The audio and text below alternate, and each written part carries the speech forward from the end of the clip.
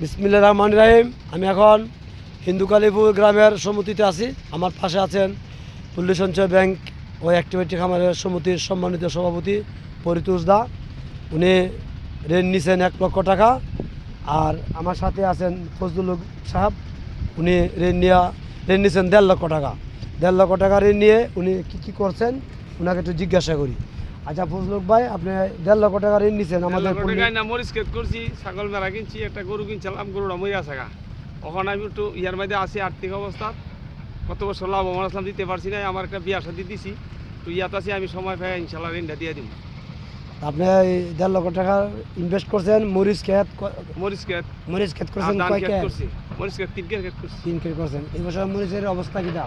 মরিচের অবস্থা দর ভালো না, 1000 টাকা দর গত বছর চেয়ে বছর দামটা কমে গেছে। কমে গেছে। আচ্ছা ঠিক আছে। আর সভাপতি সাহেব, আপনি 1 লক্ষ টাকা এনে কি করছেন? আমি কিছু আবার টমেটো ক্ষেত মরিচ ক্ষেত কিছু করছিলাম, মানে মোটামুটি লাভবান হইতেও পারছি না, মোটামুটি লাভবানও না লসও না, এইভাবে আছি।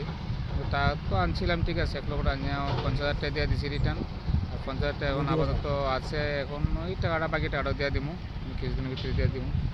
আপনার টমেটো কি এই বছর তো অনেক দাম কমে গেছে? দাম একদম মানে খারাপ অবস্থা, মানে টমেটো নেই না, মানে বেচা যায়ই না, একদম খারাপ অবস্থান বাজার।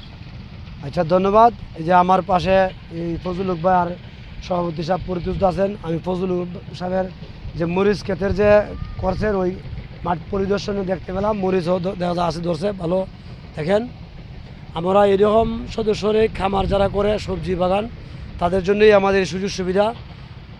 আসলে এমনি ফজলুল হক ভাই দরিদ্র পরিবারের সন্তানেই বাস্তবে দেখতে পেলাম উনার যে উদ্যোগ, উনি আমার যে 1.5 লক্ষ টাকা নিয়ে যে মরিচ ক্ষেত করছেন, আরও তো আপনার এই ধান রোপণ করছেন।